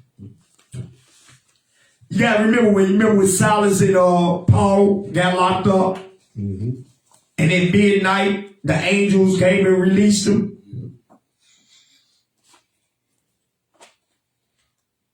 Was it Paul and Silas? That might be. It was two different cases when Paul got locked up. Baby boy through. But y'all know what I'm saying. They did get released though. Paul and Silas did. Yeah, they did get released. All right, give me Proverbs chapter 12 verse. We already went to that. Don't worry about it. Give me Ecclesiasticus 7:25-26. Ecclesiasticus 7:25-26. Watch this. Ecclesiasticus 7 verse 25. Marry thou daughter. What? Marry thou daughter. Marry thy daughter. And so shalt thou have performed a weighty matter. You see that thing right there? Hey men, when y'all have daughters, make sure you know who your daughter is marrying. Make sure you got a man of good report. Don't give her to no dude because he got some money. Oh, he got some money. And then he's beating your daughter half to death. Don't give it to no dude that he got some money and he's going to be cheating on your daughter. Don't give it to no dude because you still trying to be young and you cool with the young dude and you gave your daughter to this chick. I mean to this dude, I'm sorry, to this chick, to this dude. Don't do that, man. Read it again. Marry thy daughter, and so shalt thou have performed a weighty matter. Read. But give her to a man of understanding. But give her to a man of understanding. That's what you should be doing. You should be giving her to a man of understanding. 26. Hast thou a wife after thy mind? You should have your wife. Your wife should be on point with your man. If your wife is opposite of you, you should have known that while y'all was courting. The last, she's a damn good hider. She's a good damn pretender. Now all of a sudden, she's doing karate on you. You know she did karate. What? I'm just read it again. Hast thou a wife after thy mind? If you got a wife after your man, Forsake her not. forsake her not. But give not thyself over to a light woman. A light-headed chick. She don't know a damn scripture. Sis, what's sin? I don't know. Oh, Lord. Sis, what can a woman wear? I don't know. Oh, Lord. That's a light-headed woman right there. All right, Proverbs, Exodus chapter 35 and 21. But what we must do is this, though. This is the type of woman that you want to marry. That virtuous woman, this is the woman of faith. Watch this. Exodus chapter 35, verse 21. Exodus 35, verse 21. Read. And they came, everyone whose heart stirred him up. And they came, everyone whose heart stirred him up. And everyone whom his spirit made willing. Everyone who God's spirit made willing. And they brought the Lord's offering to the work of the tabernacle of the congregation, and for all his service, and for the holy garments. And for the what? Holy garments. And for the holy garments. Jump down to 22. Verse 22. And they came, both men and women. Well, no, and they came, both men and women. As many as were willing-hearted. And many as what? Were willing-hearted. Meaning, when you marry a wife, brothers, and you women calling yourself virtuous women, you got to be willing-hearted to put this work in. Should nobody have to drag you by the arm? Should nobody have to keep on nudging you? Should nobody keep on having to get your attention? You should be really minded to put in the work for God. You should be really minded, learning how to learn how to make a garment, want to learn how to sew, want to learn how to do the things that a woman should do. You men, likewise, you should be really minded to learn how to get out here to break down Deuteronomy, to break down John 3:16, to learn how to break down the Bible so you can go teach your what? People. You got to be willing minded. Shouldn't nobody have to say, hey, Officer George, you studied today? Well, Elder, that's a what? Excuse. Shouldn't nobody have to ask you that. Which I don't have to ask Officer George that. He studied. Also do Officer Jamali. I don't have to ask those brothers that. We help build up every week. So we don't do that. Watch this. Read. And brought bracelets. They brought bracelets. And earrings. Read. And rings. And tablets. All jewels of gold. And every man that offered an offering of gold unto the Lord. 26. Verse 26. And all the women whose hearts stirred them up in wisdom spun goat's hair. See, it's God have to give you wisdom on how to work that sewing machine. It's not you God's gonna get, because you don't know how to do it. You ain't gonna have to do it. God gives you that wisdom to know how to do it. There you in it. Not that. That sound. Everybody know the sort of she sound. If you got that woman and she don't know how to do it. You want that woman go she got that. I'll make a good sound effect though. Look at Jeremiah. I know him, boy. I'm pretty good at it. You like it, didn't you? Give me $5. All right. Now jump to 26 again. All right. And all the women whose hearts stirred them up in wisdom spun goat's hair. Read and jump down to 29. Verse 29.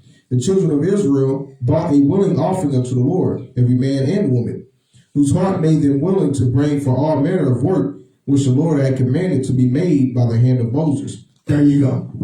Everybody see that? You got to be willing to put in this truth, guys. If I got to ask you every week to do something for the body, then you're not willing, man. Y'all got to realize this is a sanctuary of God. A man shouldn't have to ask you every week. You should be taking the initiative to do things on your own. Watch this. Give me Genesis chapter 2, verse 22.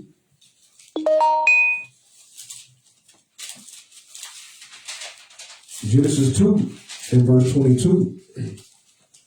And the rib which the Lord God had taken from man made he a woman and brought her unto the man. Read. And Adam said, this is now bone of my bones and flesh of my flesh. Read. She shall be called woman. She should be what? Called woman. Read. Because she was taken out of man. Because she was what? Taken out of man. Because she was taken out of man. Watch this. Therefore shall a man leave his father and his mother. Stop.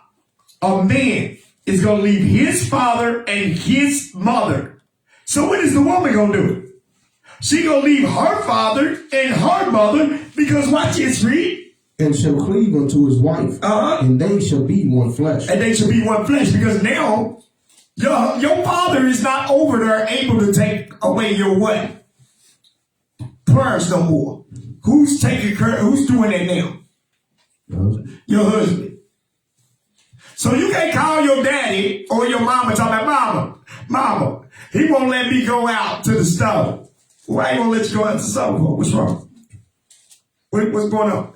Well, he said it's a feast day and I can't go nowhere. Okay, it's a feast day, right? I'm giving you something simple because you don't ever know what the problems is in Israel. But you cannot call your mama and your daddy once you're married. That's right. Your husband now, he'll love his mama and papa. You don't want his mama over telling you, girl, you gotta do this, do. His mama always telling me what I gotta do. And we don't do, that's what worldly people do. Worldly people we don't do that. That's why she told Tobias, take care of my daughter. Now I'm gonna be over your house every day checking on my daughter. She said, no, then you the husband, you the man for her, take care of her. That's right. She's letting you know that I'm not gonna be in y'all business. I got my own husband over here to look after her. Dale, you got a husband. Get out of my house. From her. Genesis 3 also is 15. Genesis 3 and verse 15. Read. And I will put enmity between thee and the woman, I will put enmity between thee and the woman, and between thy seed and her seed. and between her seed and thy seed. And it shall bruise thy head, and thou shalt bruise his heel. Read. And to the woman he said, I will greatly multiply thy sorrow and thy conception. So this is where I meant to go. And that sorrow. And to the woman he said, I will greatly multiply thy sorrow and thy conception. Read. In sorrow thou shalt bring forth children, And in sorrow thou shalt bring forth children. Read. and thy desire shall be to thy husband, Thy lust shall be to thy husband. If your lust is to Billy D. Williams, he's old now. But if your lust is for Billy D. Williams or Denzel Washington or The Rock, or if your lust is towards those men, then you made God a what? Liar. Which means Deuteronomy 23:17, there should be no whores of the daughter of what? Israel. Read it again. And to the woman he said, I will greatly multiply thy sorrow and thy conception. In sorrow thou shalt bring forth children, and thy desire shall be to thy husband, Your lust should be to your husband. and he shall rule over thee. Meaning he's going to rule. He's not going to be over you with a skillet hitting you upside your head. That's not what that means. Right. That means the decision making is your husband's. You are not to be in his face as a man in his face. The decision making go to your husband. No more will you make decisions on your own. If your wife's at the house making decisions, brothers, you are not ruling your house. She is.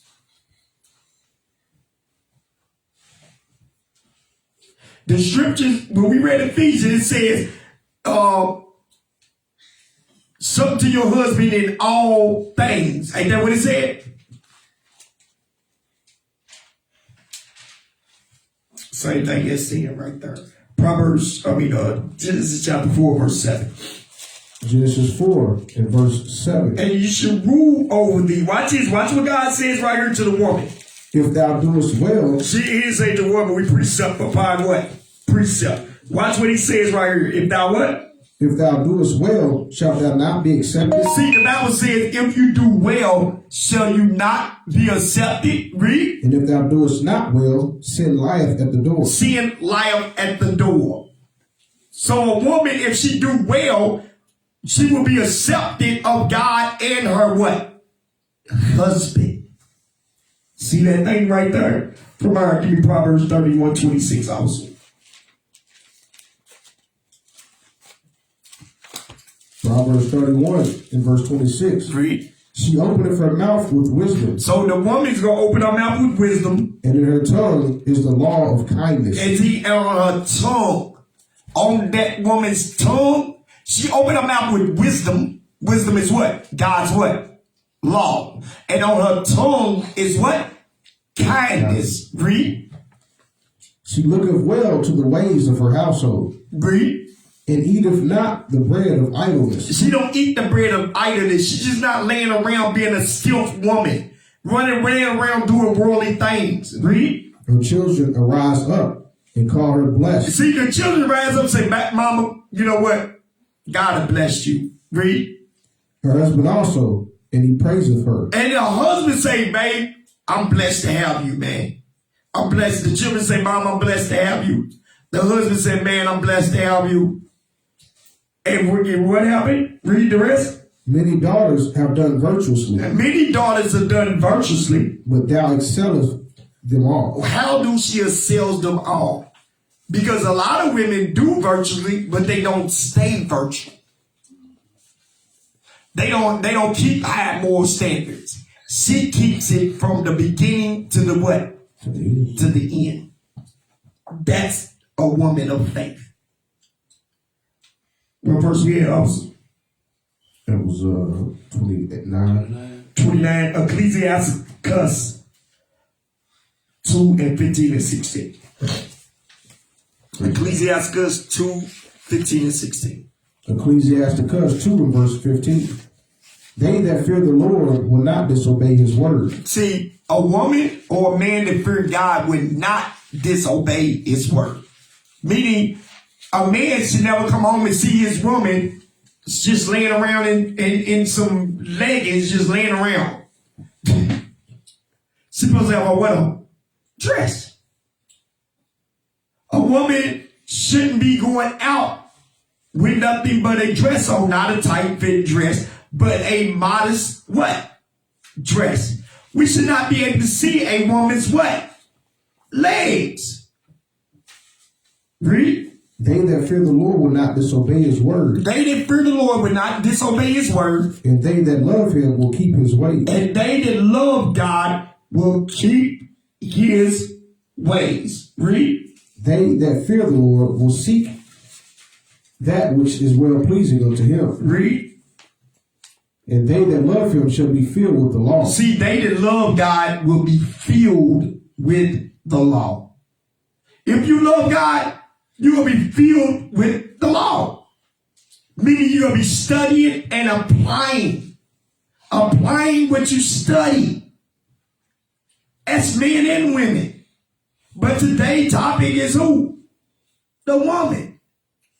But that goes both ways. Luke 10 and 38. Luke 10 in verse 38. Read. Now it came to pass, as they went, that he entered into a certain village, and a certain woman named Martha received him into her house. And she had a sister called Mary, which also sat at Jesus' feet and heard his words. So Mary was sitting there listening to every word that Jesus was teaching. Read. But Martha was cumbered But Martha was cumbered, meaning distracted. about much serving, When she was distracted with serving, and came to him and said, Lord, doest thou not care that my sister have left me to serve alone? Bid her therefore that she help me. so she said, command me therefore that he help me. Command her that she help me. Read. And Jesus answered and said unto her, Martha, Martha, Read. thou art careful and troubled about many things. That word careful means worry. You too worried about too many things. Read. But one thing is needful, One thing is needful for you. and Mary hath chosen And the good Mary have part, chosen the good part. Read. which shall not be taken away from her. What did Mary chose? To be at Christ's feet listening to every word. Christ didn't tell you to sit around here and serve. Sit your butt down and listen to the word of what? And you know this, ain't you will get women like that. That's why at certain camps you gotta close the kitchen off. At a certain time, don't nobody go in the kitchen. Why? Because you'll get women back there acting like they working so they can be distracted, so they won't hear the word coming what? Now, See what I mean? This thing's real. This thing ain't play. Watch this. Give me Exodus chapter 1, verse 15, guys.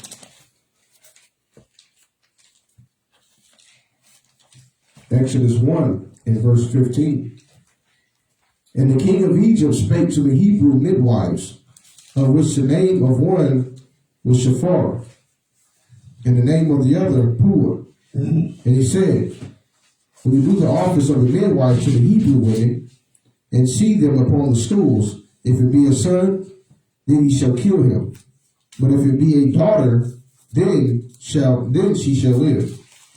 But the midwives feared God. But the midwives did what? Feared God. But they feared God, read. And did not as the king of Egypt. They didn't fear the king of Egypt, they feared God. Read. But saved the men children alive. Come on. And the king of Egypt called for the midwives and said unto them, why have you done this thing, and have saved the men children alive? And the midwives said unto Pharaoh, because the Hebrew women are not as the Egyptian women, for they are lively, But they are lively. and are delivered ere the midwives come in unto them. Read.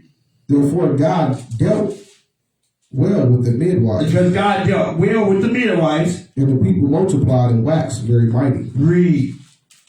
And it came to pass, because the midwives feared God, Because they feared God. that he made them houses. Stop. By you fearing God, God gave you something. By you fearing God, God added to your life. When you're not fearing God and you lean into your own understanding, nothing's gonna prosper. You always gonna have trouble in your what? Way. Watch this. Proverbs, give me Wisdom of Solomon chapter 4, verse 1 also. Wisdom of Solomon 4 in verse 1. Yeah. Better it is to have no children Better it is to have no children than to have virtue. than to have virtue. Hold on, read it again. Better it is to have no children Better it is to have no children and to have virtue, and to have virtue. for the memorial thereof is immortal. See, it's better to have no children, but it's better to have what? Virtue. What is virtue? Let's get that. Oh, we already looked that up, didn't we? Having what? Having high moral standards. Wisdom of Solomon chapter 4, verse 1. Having high moral standards. That's what a woman needs. To be a virtuous what? Virtuous woman. Give me 2 Peter 1 and 5.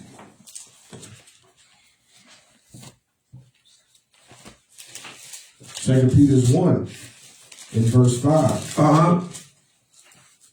And beside this, giving all diligence, into your faith, virtue, into virtue, knowledge. Hold on, read it one more time.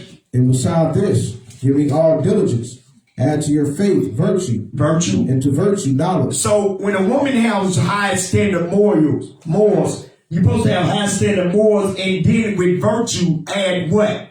Knowledge. Meaning the laws. So you add those laws with that high moral standard, right? God is saying you are far. God saying you are far.